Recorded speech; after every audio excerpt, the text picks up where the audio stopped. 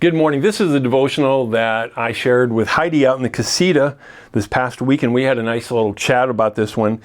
It's entitled, Clear Your Deck and Make Room for Joy. Yeah, this is something I picked up from Bob Goff in his book, Catching Whimsy. In Ecclesiastes chapter 3, verse 1, it says, there is a time for everything and a season for every activity under the heavens. One of the observations I make as I grow older is that things seem to come at me faster, and sometimes it seems even harder, and I seem to move slower. Yeah, it's not a good combination. So sometimes, I've got to cut some things out. Well, what he says here is we are prone to imbalance and disorder. And it's the second law of thermodynamics. I remember, things tend towards randomness. You don't have to mess up a room. If you don't straighten it up, it's going to be a mess after a while. That's just the way it works. And he said, I tried to explain this to my parents when I told them, when they told me to clean my room, but they still didn't give me a pass on all the Legos on the floor. Things tend towards randomness, Dad. That's why the Legos are everywhere. No, you change that. We tend towards disorder. We tend towards decline. Things tend to fall apart. We don't have to just accept that. So he says during storms, cargo ships will be out there, and sometimes things shift. And if enough cargo shifts, well, then the boat's going to list to one side. And that can become dangerous, and it can become very dangerous. So rather than just accepting this to be inevitable, the crew can decide to right the ship by moving a few things around on the deck. Well, we can do the same thing.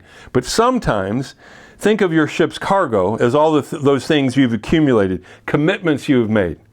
Deadlines and commitments. Bob Seger, Against the Wind. Careers you are engaged in, relationships you're maintaining.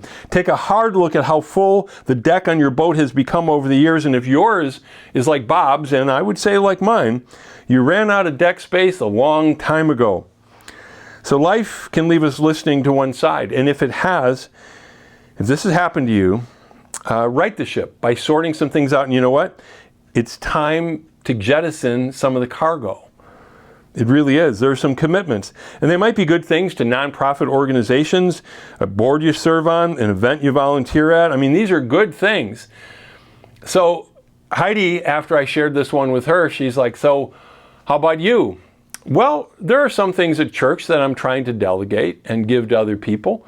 And some of that's working. But there's another area. For the past 3 years, I've been the president of the Westmont Rotary chapter. And it's been my privilege to serve.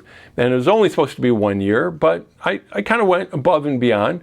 I certainly won't go down as one of the great presidents in Rotary of all time, but it's time to step back. And it's time to let some other people do those things. And it comes at a good time because that's one of the things. I'll still be a Rotarian, I'll still volunteer, but I'm not going to be president. And there was a time where I took some things very, very seriously, and I think I needed to, but now I don't. What are some things in your life that not bad things? I mean, bad things, get those out, obviously, but good things. Nonprofits that you volunteer for.